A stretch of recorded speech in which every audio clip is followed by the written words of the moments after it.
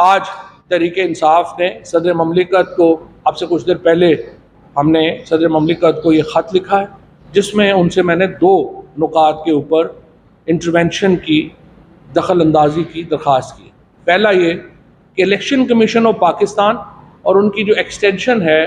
यानी care taker governments Khyber Pakhtunkhwa में और पंजाब में, वो अपना जो बुनियादी काम था यानी इलेक्शन 90 दिन में कराना, उसमें वो नाकाम हो गई। लिहाजा इसके ऊपर आप चीफ इलेक्शन कमिश्नर से एक रिपोर्ट तलब करें कि वो क्यों नाकाम। दूसरा नुक्ता ये कि जो केयर टेकर गवर्नमेंट्स हैं वो 90 दिन के लिए अपॉइंट की जाती हैं। 22 जून को जो 22 अप्रैल को जो पंजाब की केयर टेकर गवर्नमेंट है उसकी मुद्दत ख़त्म हो जाएगी और 23 तारीख से आइन खामोश है कि पंजाब के ऊपर कौन हुकूमत करेगा। खैबर पख्तूनख्वा की हुकूमत उसके 1 हफ्ते बाद ख़त्म हो जाएगी।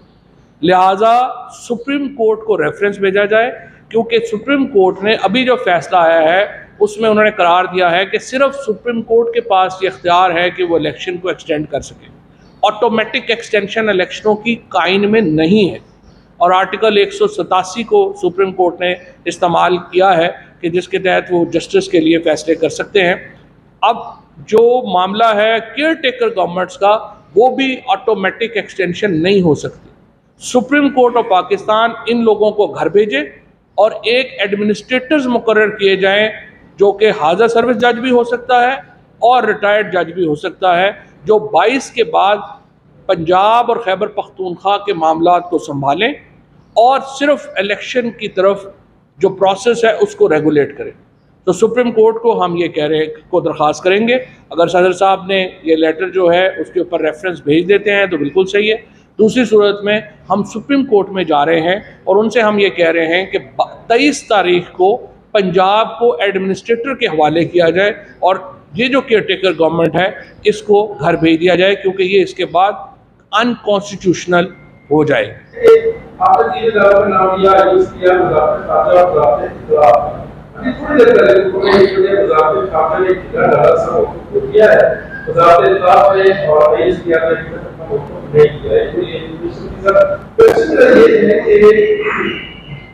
आप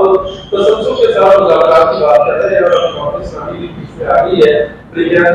मुलाकात की है। आप तो बात कर रहे थे कि एस्टैब्लिशमेंट भी मुलाकात में बैठे, क्या हमारे इस्लामी के इनिशिएटिव से एस्टैब्लिशमेंट बैठेगी, इसकी श्योरिटी है? मतलब ये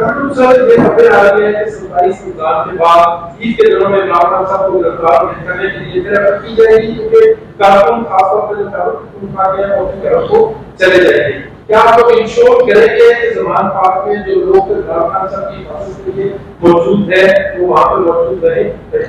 देखिए, पहली बात तो जो है मुज़ाकरात के ऊपर, अगर जिस तरह अभी हमाद अज़हर साहब ने आपके सामने जो रखे हैं, इकॉनमी के जो फैक्ट्स रखे हैं, अगर पाकिस्तान के मसाइल का सिर्फ यही हल है कि पाकिस्तान में आपने 4000 5000 PTI के लोगों को उठा के जेल में डाल देना है और उससे महंगाई कम हो जाएगी, इमरान खान को गिरफ्तार करने से पाकिस्तान की महंगाई कम हो जाएगी, माशी मसले हल हो जाएंगे, तो हमें वैसे बुला लें, हम वैसे गिरफ्तारियाँ, हम तो पहली जो है हमने जेल भरो तहरीक शुरू की है, हमें आप बुला लें, हम वैसे गिरफ्तारियाँ दे देते हैं। पाकिस्तान के मसले गिरफ्तारियों से ज़्यादा गंभीर हो रहे हैं, उनसे ज़्यादा पेचीदा हो रहे हैं और मुज़ाकरात का कोई तुक नहीं बनेगी कि अगर आप एक तरफ अली जैदी को, अली अमीन गंडापुर को, इन लोगों को जेलों में डालते रहें और दूसरी तरफ आप कहेंगे हम क्या, फिर मुज़ाकरात क्या होने? अभी मुज़ाकरात का कोई माहौल ही नहीं है और हुकूमत की गैर संजीदा एफर्ट है मुज़ाकरात के लिए। हम पहले ही हमारी पोजीशन यही है कि आप मुज़ाकरात करें, इलेक्शन के फ्रेमवर्क के ऊपर बातचीत होनी चाहिए, लेकिन जो इतने गैर संजीदा माहौल में क्या बातचीत होनी है? तो जमात इस्लामी आई है, हमने उनको भी यही रेट किया है कि जनाब आप मुज़ाकरात में, हम तो पहले ही कह चुके हैं कि हम तैयार हैं, आप आइए, बिस्मिल्लाह करिए, लेकिन ये हुकूमत संजीदा नहीं है, ना ही जरदारी साहब संजीदा है, ना इमरान खान की गिरफ्तारी जो है, मैंने जैसा पहले आपको कहा कि अगर तो इमरान खान की गिरफ्तारी से और हमारी गिरफ्तारियों से मसले हल होने हैं तो कोई प्रॉब्लम नहीं है, लेकिन इमरान खान की कारकुन तो वहाँ वैसे ही होते हैं, वो कुछ सिर्फ खैबर पख्तूनख्वा से थोड़ी हज़ारों पहले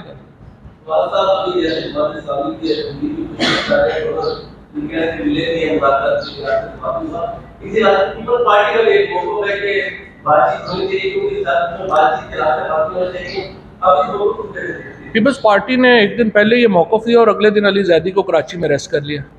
तो या तो इसीलिए तो मैं कह रहा हूँ, एस्टेब्लिशमेंट बैठे फैसले, जिन्होंने जो फैसले करने हैं, ये बेचारे तो वैसे साइड पे बैठे दही खा रहे हैं पीपल्स पार्टी नॉन वाले, इनको क्या पता है क्या करना। आ जाए, बात करें, तीनों बैठे, एस्टेब्लिशमेंट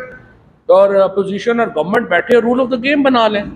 दूसरा एक चीज़ पे मैं ये चीज़ ऐड करना चाहता हूँ कि मुज़ाकरात किस चीज़ पे हैं। आइन जब वाज़े है कि 90 दिन के अंदर इलेक्शन कराना है, सुप्रीम कोर्ट का हुक्म आ चुका है, लाहौर हाई कोर्ट का हुक्म आ चुका है, तो अब क्योंकि जरदारी की ये ख्वाहिश है कि भाई अभी उसका जो बेटा है या जो भी है वो इलेक्ट नहीं हो सकता, तो हम इसलिए आइन को मजरू कर दें और जमहूरियत को सस्पेंड कर दें। और ये इनकी आप मासूम ख्वाहिश ये देखें कि नवाज शरीफ साहब भी ये चाहते हैं कि क्योंकि अभी मेरी आल औलाद जो है वो उसको मैं पाकिस्तान पे मुसल्लत नहीं कर सकता है पॉलिटिकल इंजीनियरिंग के ज़रिए, कौम पूरी खड़ी हो गई है, तो हम आइन भी मुजम्मद कर दें और जमहूरियत भी मुजम्मद कर दें। और इनकी आप मासूम ख्वाहिश देखें कि ये चाहते हैं कि इदारे, तमाम इदारे सुप्रीम कोर्ट समेत, इनकी इस ख्वाहिश के ऊपर मोहर लगा दें, वरना मरीम नवाज सुबह शाम उनको डिफेम करेगी जाके तकरीरों के अंदर और सोशल मीडिया के ऊपर। ज़रा मासूम ख्वाहिशात तो इनकी आप देखें ना, तो बात इनसे क्या करनी है।